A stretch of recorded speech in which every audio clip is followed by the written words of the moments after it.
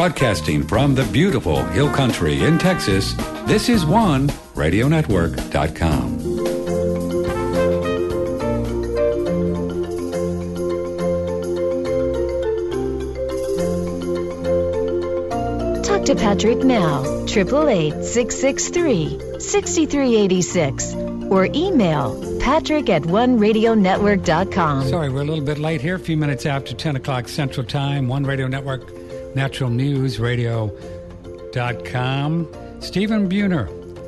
He's an earth poet, award-winning author of 15 books on nature, indigenous cultures, the environment, herbal medicines. Comes from a long line of healers, and he's out there in New Mexico. His website, Gaian Studies, Gaian Studies.org. He's a very prolific guy, and is writing about the transformational power of fasting.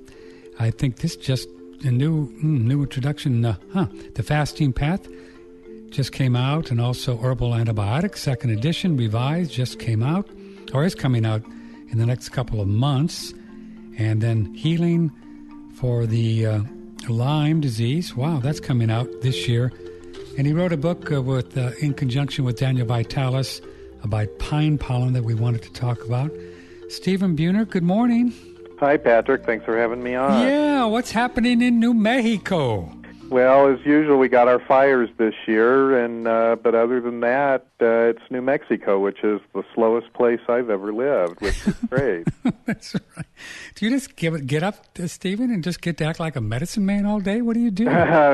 Well, actually, oddly enough, the last year and a half, I've been writing probably more than I ever have. I've done 3 books in the last 10 months, and I've got 2 more that I'm in process with. Wow, so yeah.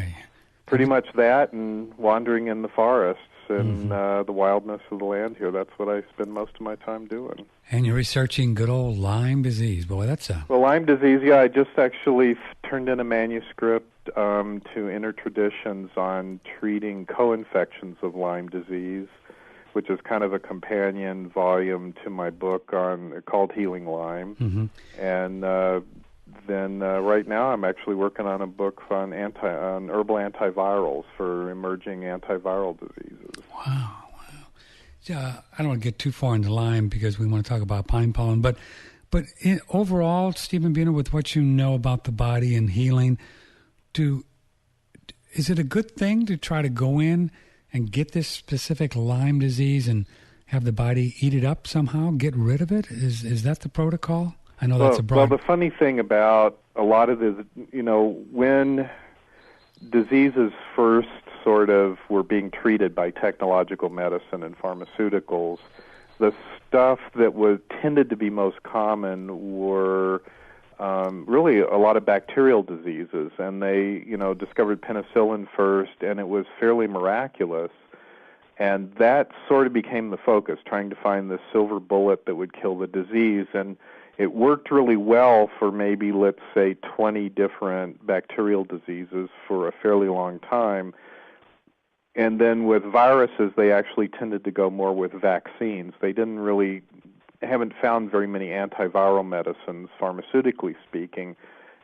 The easy ones have all kind of been dealt with. And so what we're seeing now is the emergence of diseases that are a lot more difficult to treat. A lot of the microbial diseases are very resistant to pharmaceuticals anymore, and they're becoming resistant much faster. So with a lot of diseases now, and this actually fits in well with pine pollen, a lot of the diseases now I'm finding with, like, for instance, Lyme and the co-infections, one of the best ways to treat it is to enhance the body's own natural immunity. It's kind of a two-pronged approach. One is that a lot of diseases, they create these kind of inflammations in the body by creating what's called a cytokine cascade. Those are molecules which cause the cells in our bodies to sort of fall apart so the bacteria or viruses can live off of their nutrients. And if you stop that inflammation and at the same time enhance the natural immunity of the body,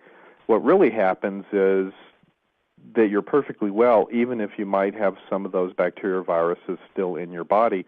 because as you know, we have, about 2 pounds of our body weight are bacteria that live on and in our bodies quite happily. And so it's more, I'm finding with a lot of these that that's the much better approach rather than trying to kill them all off, because they're just awfully smart. Boy, we were just talking about these good old cytokines with Dr. Jack Cruz. Oh, are you? That's great. About half an hour ago. Wow. Can different herbal remedies help keep these cytokines at bay?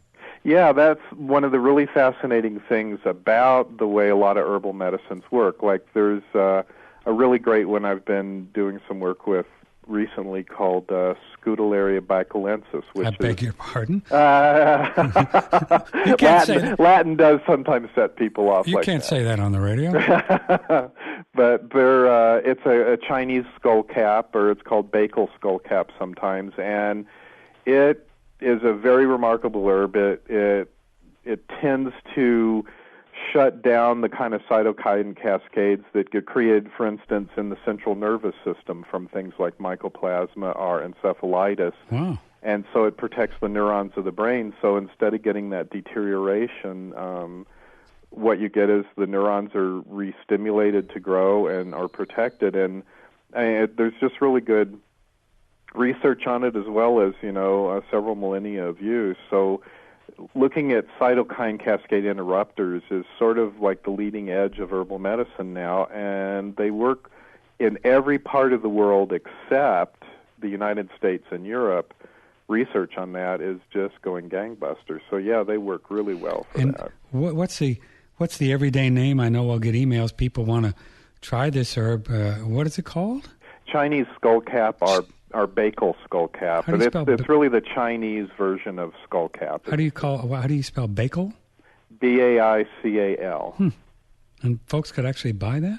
Yeah, they can. Bakel skullcap. Yeah, and I actually I prefer tinctures of it, and it's the root that's tinctured. The American skullcaps, which they use the leaves of it, just don't work as well for this, and so it's the root of the Chinese skullcap, and it's a great tasting herb, and it's quite nicely relaxing too. So yeah, that's interesting that you mentioned the whole idea of the cytokines and the nervous system and skullcap. I don't know anything about herbalism, but it has been traditionally used to help people rest. Yeah. So it makes sense, right? Yeah, it does. Why do these cytokines get all wacko?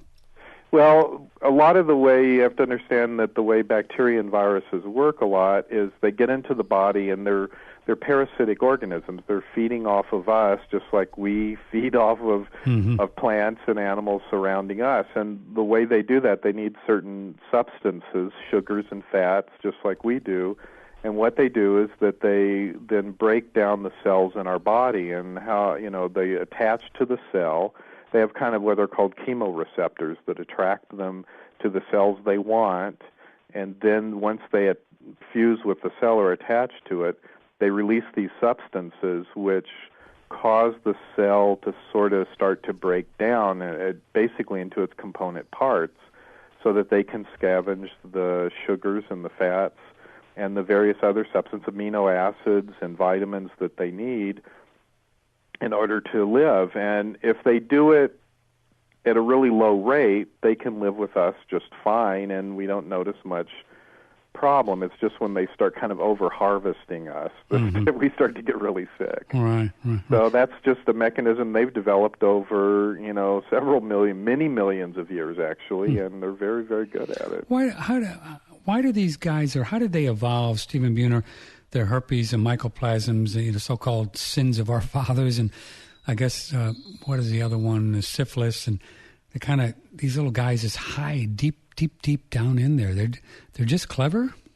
We've been sort of trained as we've been growing up that, bacteria are kind of stupid, and, they don't have degrees from Harvard, and we're really, really smart. But the truth is that all life on this planet is really, really intelligent. And, these bacteria and viruses, they have to know how to survive outside of a host, how to move from host to host, how to identify the particular hosts that are best, the cells that work best for them to get their food from.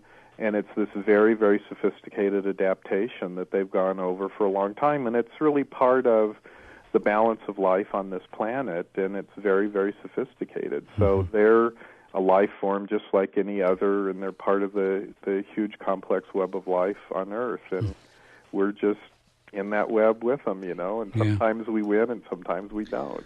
Before we start really digging into pine pollen, folks listening around the world that want to just start getting into some herbalism and taking some herbs maybe every day in the form of a tincture or an herbal infusion, are there some good, basic, safe herbs that people can begin to play around with to get some more benefit to their immune system overall? Oh, sure. You have to understand most herbs are tremendously safe, and it's very, very rare that anybody's seriously damaged from plant medicines, and especially when compared to pharmaceuticals. Sure. So, you hear a lot of scare stories in the papers and stuff, but the facts, there's 80 million people using herbs every year in the United States, and the last data I saw on it, there's one serious negative reaction that seriously harms somebody per year from that, as opposed to pharmaceuticals, which they kill about 100,000 people every year. So it's a whole different ball game. So yeah, there's a lot of really safe herbs, and for the immune system, some of the best ones are a plant called rhodiola. It's a very benevolent plant. It's considered an adaptogen. It helps your body become more able to respond to any kind of stressors you might encounter, whether it's disease or anxiety or stress from your job. And those are some of the best ones for people to take sort of routinely, like rhodiola, another one called eleutherococcus, or sometimes just eleuthero, which is also an adaptogen, astragalus. Those three, if you sort of add those into your diet, it will reduce the incidence of illness that you have, and you'll just feel a lot more vital. And, for our talk today, too, pine pollen falls to some extent in that category of herbs. It's more of a nutrient herb that helps the whole body be more vital and strong. Wow. And you wrote an entire book on pine pollen. Yeah, I'd been talking about it for many years, and I'd written a couple of other books that talked about it in there. And then I met Daniel Vitalis, who's quite an amazing fellow, and we really hit it off. And he said, well, we'd really love it if you just do a book only on pine pollen for us. And I said, sure, that would be great fun. And that's sort of how that happened. Yeah. So is it literally pollen from the pine tree that you have to gather up and do something with? Well, yeah, it's literally the pollen from the pine tree. And it's generally used two different ways in the world. The Chinese and the Koreans who have used it more than pretty much anybody on the planet, they use it in powdered form. And the Koreans actually, in a lot of the stores, I don't know if they do it anymore, but up until just a few years ago it was still common, you could buy boxes of pine pollen in the supermarket that looked pretty much like those boxes of baking soda we all have in the refrigerator, And they would use it in cooking to make biscuits and soups, and it became a regular part of the diet because it's such a good nutrient food. And I became interested in it, looking at how you could use it to raise male testosterone levels for guys in middle age, because there's been a lot of talk for years, forever as far as I know, about plants that are estrogenic that will affect the female reproductive system and help with menopause or sexual fertility or various things like that. And but nobody ever talked about herbs for men like that. The concept of androgenic herbs just didn't exist. And so I began looking at that in some depth and found that there's a number of plants on Earth that contain testosterone in them that's pharmaceutically identical to the testosterone in our bodies, and that sort of started the whole thing off. And pine pollen is one of those. Pine pollen is probably the highest in testosterone of any plant that I've found so far. It's exactly molecularly identical to that in our bodies. So, what happens to men during middle age is their testosterone levels start to fall, and a lot of stuff happens from that. Your body's less vital, the muscle tissue doesn't develop as easily, you start to lose muscle tissue, bones get weaker, you're more susceptible to disease, the heart function goes down, brain function becomes more sort of foggy and vague. So, and I was having that same trouble all men do when I, hit in my late 40s, started going into andropause, and I found it a very uncomfortable experience and didn't like it. And I mean, I used to be able to lay on the couch and grow muscles, okay? So this was alien to me. So that, I found that by taking that as a tincture, it goes into the bloodstream a lot faster, and the testosterone levels started to come up right away. I mean, it made a huge difference. And so since that's sort of been percolating out in the world and a lot of men are using it, a lot of men have had that similar experience. So in the case, for example, with Daniel's products that we really love, the pine pollen, are you actually putting in testosterone to raise testosterone levels? I mean, is it in that pine pollen, or is it working on maybe dampening down the estrogen, and then that helps? What's going on? Well, that's a really good question, because there is a number of herbs like nettle root, for instance, that, because testosterone's not a final end product in the body. Testosterone can either become estradiol, which is the most potent estrogen, or it can become DHT, which is the most potent androgen. Those are sort of end product molecules. So testosterone can go either way, and for men in midlife, a lot of the time, because of various substances and the pollutants and things in our food, and also the way our bodies shift at midlife, our bodies start making less testosterone and a little more estrogen. And so, there are herbs like nettle root that interfere with that conversion and keep it more in the testosterone androgen path. Pine pollen is different than that. Now, pine pollen, the pollen itself is extremely high in a number of male estrogens, the most potent of which is testosterone, and it's got a fairly high level of it. I mean, it's still in the micrograms, which is, very tiny, but that's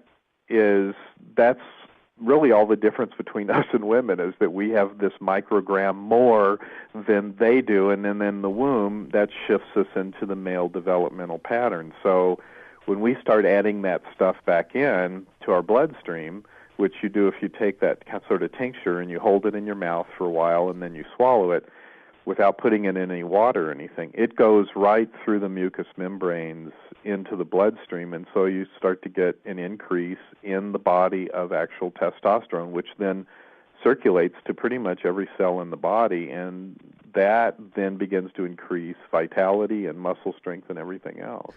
Why is it, though, like, for example, my sweetheart, she takes pine pollen and she doesn't look like a guy, thankfully. Now, why, I'm really glad for you. Why is that? That's true. Trust me, I'm very happy about that. Good.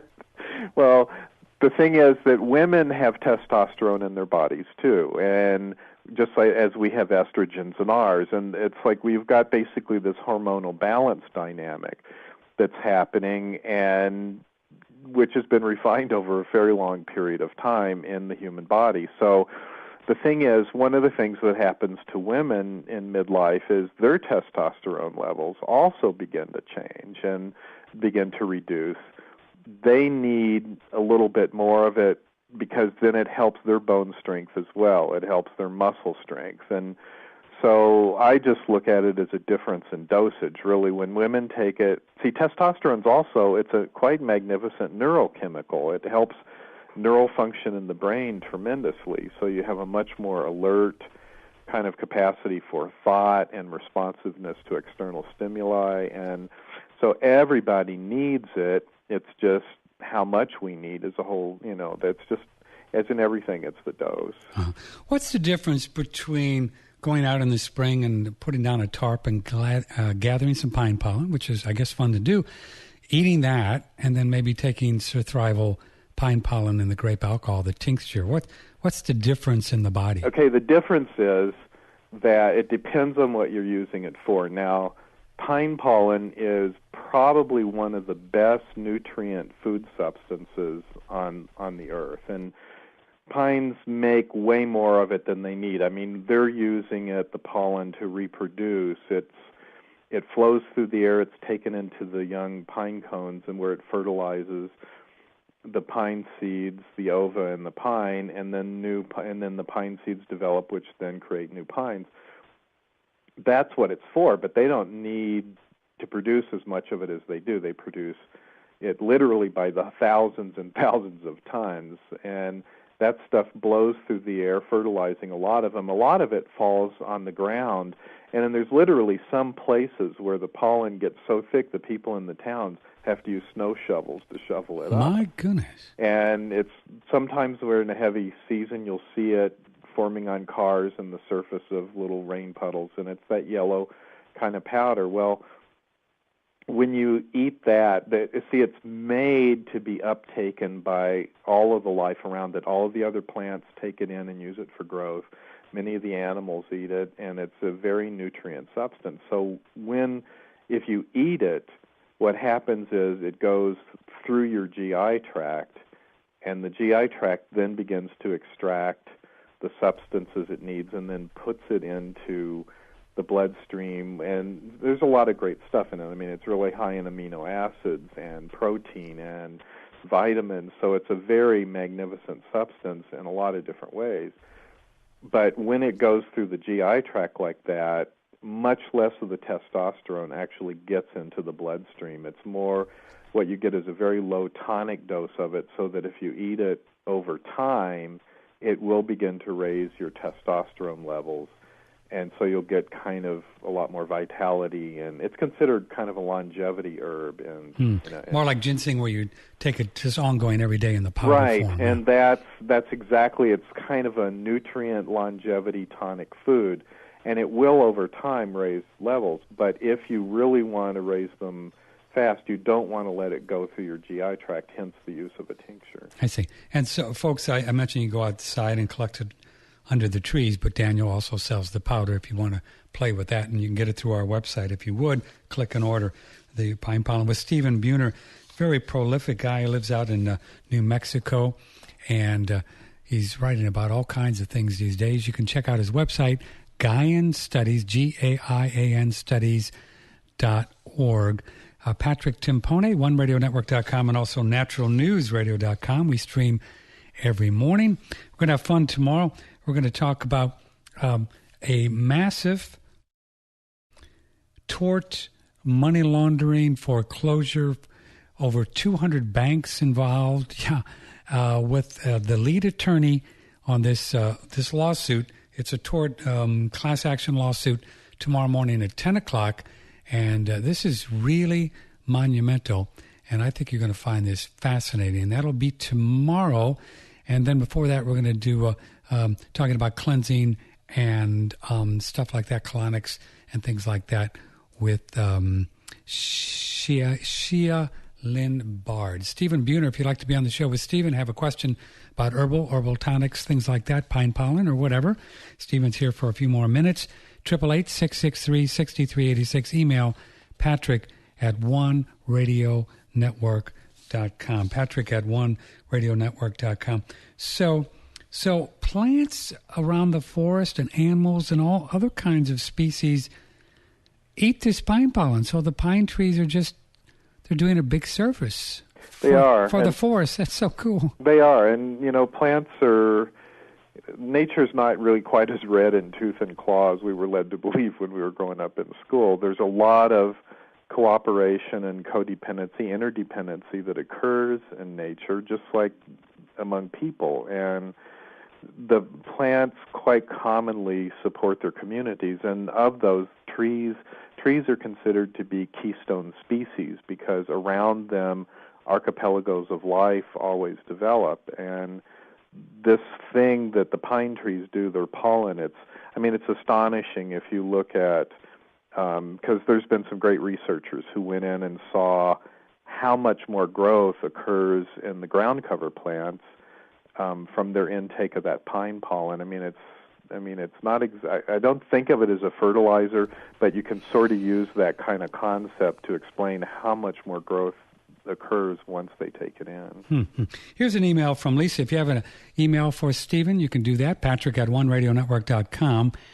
Stephen, Lisa says, I'm planning to make pine pollen tincture by covering the pine cones with alcohol in a 1-quart canning jar. How many 1-quart jars would you recommend that I make in order to have a year's supply for one person? Also, Okay, can I use a coffee filter to strain it? Okay, I'm assuming she means she's going to use the pine catkins rather than the pine cones to make the pine pollen, because the catkins look like little tiny cattails, really, and that's what have the pollen in it. The pine cones actually don't have any pollen in them. So most people, the way they do it is they go out and they collect those catkins when they're really full with pollen in the spring, and it's about now is this time of year is when that happens. And so you usually just, if you're going to do it sort of a simple, quick and dirty sort of method like that, you just pack a canning jar full of it, and then you pour enough alcohol over it to cover it, and then you put the cap on it and shake it up well and leave it for a couple of weeks. And I probably myself I take it every day. I probably go through maybe 12 ounces a year. So you don't need, one canning jar will probably produce about 20 ounces of tincture. So you maybe just do half a dropper full, something like that, or a day? I do probably about 30 drops. That's a full dropper full. I do 30 to 60 drops a day. What do catkins, Stephen, look like? What do they look like? Well, pretty much everybody's seen cattails. They look just like a little tiny cattail, maybe anywhere from a half an inch to an inch long, and maybe a quarter of an inch in diameter. They're just like little tiny furry spikes that sort of stick up at the end of the pine trees, and sometimes there'll be a cluster of them, like a little flower, and that's where the pine pollen congregates. So then every year around this time, the wind blows and stuff, and the pollen just spreads out. Yeah, well, what happens is the pollen starts to develop in there, and the trick is you have to get there right before the spring winds start, because then it blows it all away. So people constantly that are into this watch those catkins, and when they're just really full and bursting with the pollen, then they go out and get it. And if you wait even one day and the winds come, you'll lose it. Stephen, what are the traditional uses for this? What part of the world was this really? Do we know when it first started being used, and for what reason? Why did people start taking it? Do we know? Well, people in the old days, indigenous and traditional peoples lived very close to the earth, and they looked quite closely at everything that they could use for food or medicine. I mean, they couldn't go to hospitals like we can or call doctors, and there certainly weren't supermarkets, so everything was a potential food or medicine. And the native peoples in North America use the pollen as food quite a lot, but the greatest history of use I've been able to find where it's been documented is in Asia, in China, Korea, Tibet, in those places where they really developed. I mean, they harvest millions of tons of pine pollen every year in China, Korea, and Tibet for use as food and medicine. And they've been using it. I think I found traces back at least 3,000 years of it being used in their food and their medicine. And I would suppose, Stephen, that when cultures really figure out this whole testosterone thing, I mean, the whole, the sexual vitality is such a kind of a fun thing for humanity. So it is. It always gets popular, right? It does. Yeah, why not? Well, you think about it. Men, once they start to go through middle age, they would notice that drop in sexual vitality, the drop in libido, and the various reproductive problems that might occur. So in the Asian cultures, that was a very strong category of food medicine that they looked at. It was and also that was very closely related to aging. And one of the things, pine pollen, that they found, it's very good for the skin, for helping the skin remain elastic and strong and all of that. So it became one of those herbs that went into that particular category for them. And, I mean, there's maybe 6 or 10 real main ones in that group in the Asian medicine traditions. Cordyceps is one, ginseng is one, pine pollen's another one. And, of course, the connection with just sexual vitality and longevity is been there forever, right? I mean, it's been there forever, yeah. Evolutionary kind of thing. So it's not just to have more fun and make more babies, but the people just live longer, right? They live longer, and actually, if you have more fun, it makes living longer a lot more enjoyable. A lot more fun. Yeah, it's a lot more fun. It's a lot more fun. Yeah. Here's an email from Anthony. I gathered about 100 grams of pine pollen, not the catkins, in the Massachusetts area this past week. I gathered the pollen, put it in a jar around, poured in 50% or 100 proof vodka over it in a quart jar. Is this how you would recommend tincturing the pollen? Also, what about cracking the pine pollen? I see a website talking about that. Okay, that's a really good question. Now, because of the way the states are set up with alcohol, I mean, we're going through this real weird kind of prohibition Puritan thing about alcohol and all kinds of other substances. And it's very hard to get pure grain alcohol, which would be normally 95% pure alcohol. And a lot of states, people just can't get it. They are really stuck with buying vodkas or things like that. I mean, I buy Everclear, which is mostly known for college students putting it in watermelons and having great parties, you know. But that's what I use. And pine pollens really works better if you can get about 70% alcohol. So, you know, I use the pure grain alcohol and then dilute it with enough water to bring it down to 70%. 50% will work fine. You can do that. I mean, the mechanism he's using to make the tincture is exactly right. I would just prefer a little bit higher alcohol content. Nevertheless, he's going to get a pretty good extraction from it, and it'll work just fine for him. And the thing about cracking the pine pollen, that's gotten to be a real popular thing now, and it's really, really new. And the Chinese, they tend to crack it. The Japanese crack it. You know, the Koreans don't care much. But you have to understand, they've been using pine pollen for 3,000 years at least. They weren't cracking it until maybe, 30 years ago or 20 years ago, and it worked fine in their system. A lot of the people I know that make it, they don't crack it, and I haven't noticed. I've made tincture from cracked pollen, from non-cracked pollen. I don't notice any difference in strength. If you're taking it as a food, there's some evidence that you'll get about 20% more assimilatability of the constituents if it's cracked. It improves your ability of your body to take it in by about that much. The tincture, it doesn't matter because the alcohol breaks down that cell wall just fine. Mm-hmm. Here's an email from Danny. Are there ways of taking the pollen that we'd better avoid, like before or after drinking coffee, or with or without, tea, hot water, or before or after eating food? We love the pure potency pollen from Daniel with a very little bit of water, almost first thing in the morning.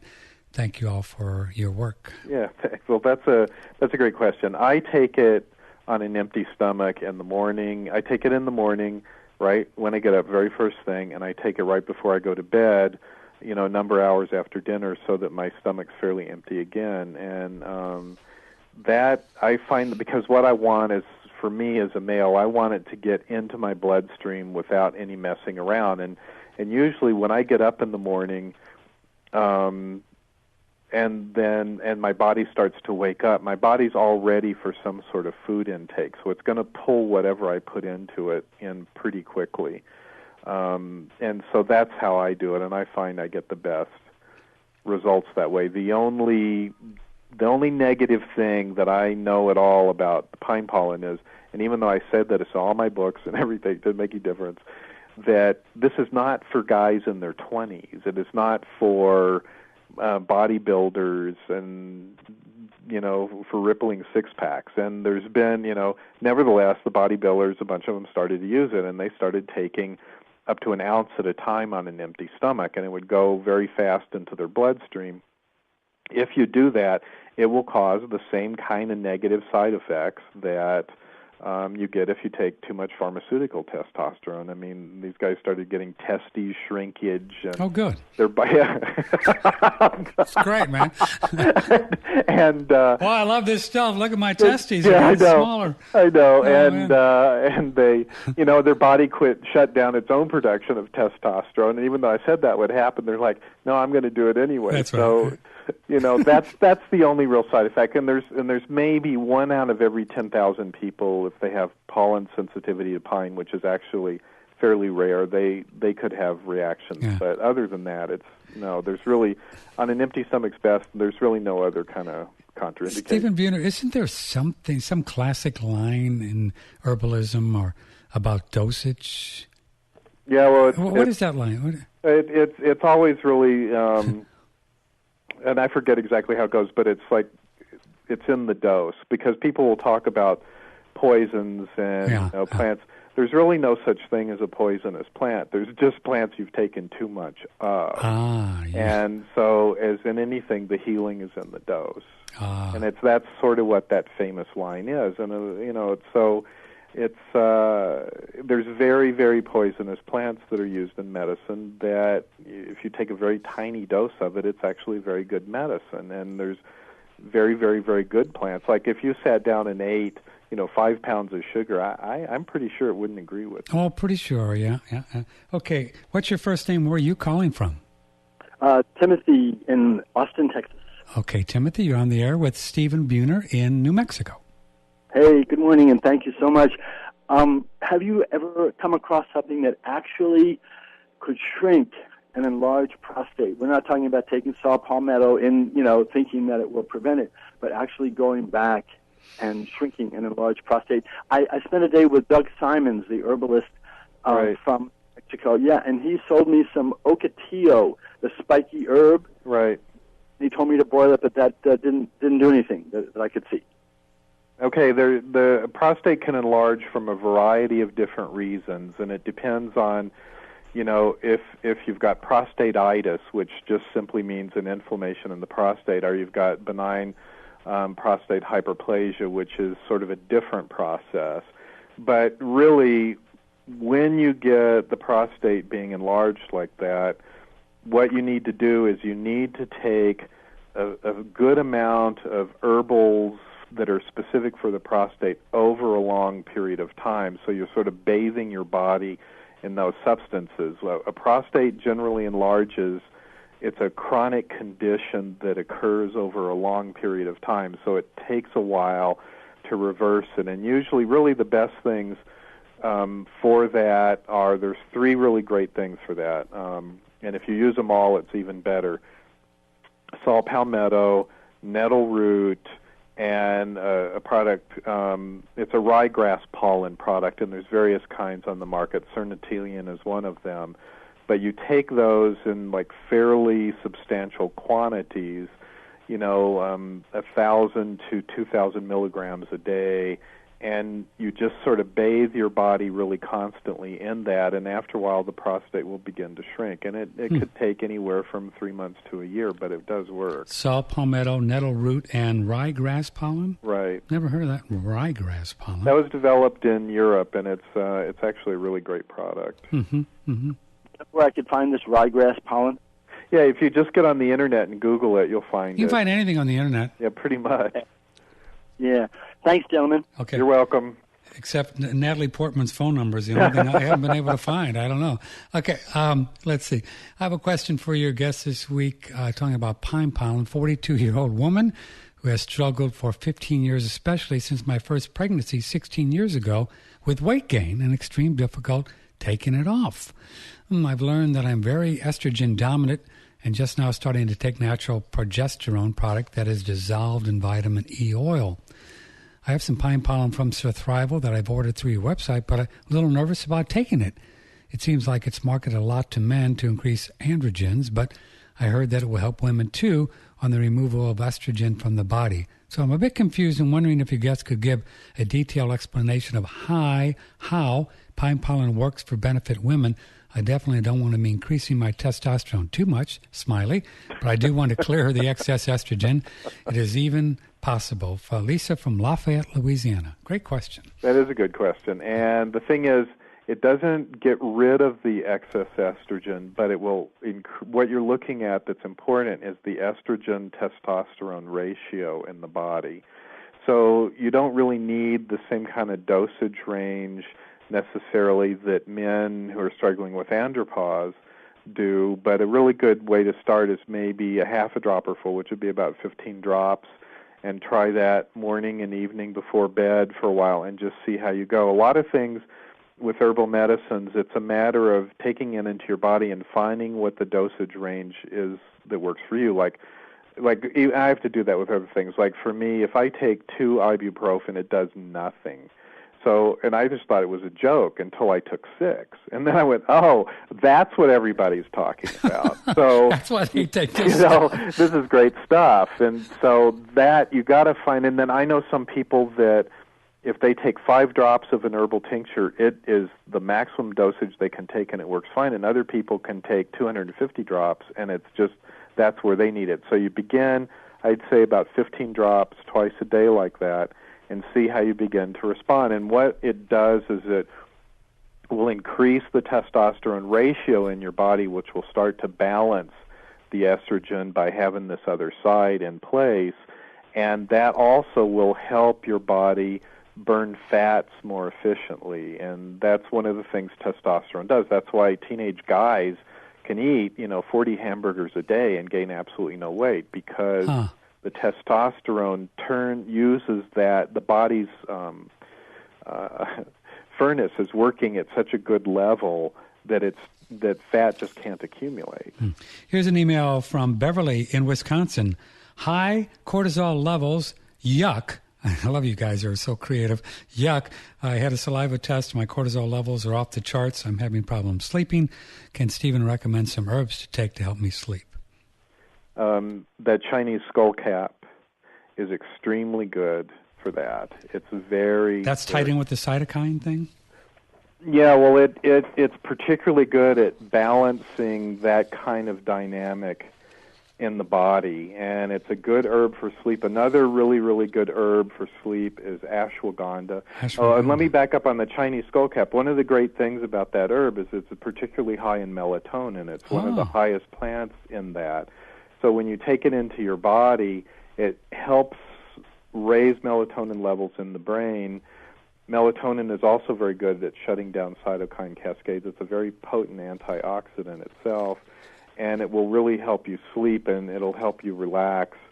And you can actually take melatonin drops right before bed on the tongue, and I've done that a lot of times, especially when I'm on the road, and that works very well. And that's skullcap and ashwagandha is another herb. It's an Ayurvedic herb from India, and you take it right before bed. Those are the 3 approaches I would suggest. They really work well. And if you just tuned in, the skullcap, I wrote that down, was Baical, excuse me, right, which is a Chinese skullcap. Right. Yeah. Let's see. Where was I in a question here, and I just lost it. I've lost it. It's gone. It just, Stephen, it just went way out there because I just wanted to follow up with something and I lost it. So you are also very interested in fasting, and we're real short on time, and I see that you have a whole book here on fasting. Is that right? Can we do a show sometime on that? Well, sure we could. Oh, man. I mean, so you think it's a good idea to do a periodic fast? Or the human body is evolutionarily designed to fast every year, primarily right at the end of winter and right before spring, because that's traditionally when stored food supplies would sort of run out and when people would fast. And I did water fasts when I was younger. I don't do them anymore. I tend to do juice fasts, modified juice fasts of various sorts, or tea fasts. Water fasts are really great for people. Juice fasts are more like I use water fasts for serious disease conditions more than anything else anymore, and juice or tea fasts for sort of body tune-ups, and it kind of resets the body's metabolism. That woman that is having trouble losing weight, the easiest way to lose weight is to fast one way or another. I mean, you'll lose about a pound a day, depending upon, you can lose even more than that, 1 to 2 pounds a day. Wow. But my rule of thumb is a pound a day. So I tend, I've got clothes in my closet separated by sizes, like most men my age, and I tend to lose, I tend to run in this thing where I start to get about 10, 12 pounds too heavy, and I just do that, and I'll lose 10 or 15 pounds, and then I'll just be fine again for another 6 months or a year, and my vitality level goes up, the kind of foods I can eat expands considerably, everything. It's just great. So, yeah, it's a wonderful thing to do. Yeah, well, I'd like to do something sometime in a month or so, or a couple months. We'll do something on fasting and doing some of the other things and talk more about your work with Lyme and some of the other stuff that you're doing. Let's do a final question, short on time, but maybe you could just, this is from Philip in Oklahoma. He's just wondering his idea about learning to communicate with spirit plants, the main ways which plants communicate with people, and in only a minute or so. What are for Philip some ways that he could look into this? Do you have a book on that? Yeah, I do. I've written about that a lot in Sacred Plant Medicine, Secret Teachings of Plants, Lost Language of Plants, and there's a number. Those are the three primary ones, really. Indigenous peoples really approached it that way, and one of the things, it's really developing a natural facility all people have, and the easiest way to say it is that feeling you have when you see a little puppy and the puppy looks at you and you feel that thing go back and forth between the two of you. That's a part of us that can perceive this invisible thing coming from somebody else, somebody that we're attracted to or we love, and people have that with plants too. I mean, and think about it, everybody's had this experience. You see a dog, and you go, oh, hello, and then you stop because you go, I'm not sure that dog's friendly. Yeah, and then the relationship ends right there. Right. Well, what happens is we have the ability to tell things about the outside world through very sophisticated feelings that have, developed over a very long time in the human species. And so that's the way that indigenous and traditional peoples did it. They paid attention and developed that feeling sense. So I always suggest to people that the very first place they start is just walk, and when they're attracted to a plant like they are a little puppy like that, that's the plant to begin with, because there's something drawing the two of you together, and that sort of opens the door into nature through that way of perceiving. And if somebody would get just one book to do that, which one of yours, which one would you recommend they start with? Secret Teachings of Plants. Secret Teachings of Plants. Wow, so you just get to hang around the woods up in New Mexico all the time. Gosh, I want to be like you someday. Well, it took a very long time to become the way I am. So, it takes some work. So you all don't have, I guess you do have internet up there, though, right? Of course we do. I mean, Silver City is the hind end of New Mexico, but it's not that far. That's right. Well, Stephen, thanks so much. Do you all do teachings, or are you still doing workshops and stuff? I'm doing, actually, next year I'm going on the road in 2013. That'll be my last year of teaching workshops. This lifetime? This is the last year of this lifetime? And I'll do lectures every so often, but that's the last series of workshops, yeah. Well, let's get together soon. You're a nice man, and I could have a million questions to talk about if you like to. Stephen, thanks for all your information on pine pollen and some other things. We appreciate it. Thanks, Patrick. It was great. Bye-bye. Stephen Buhner, he's a good one, huh? So there you have some information about pine pollen that we've been talking about, and some good things. We're going to have to try some of this. What is that? Chinese skull cap.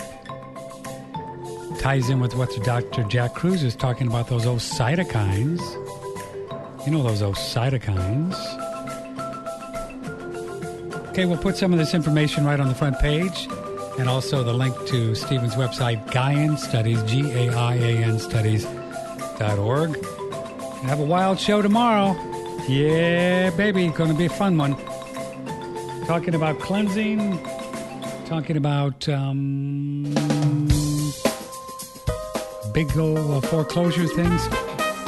Broadcasting from the beautiful Hill Country in Texas, this is OneRadioNetwork.com.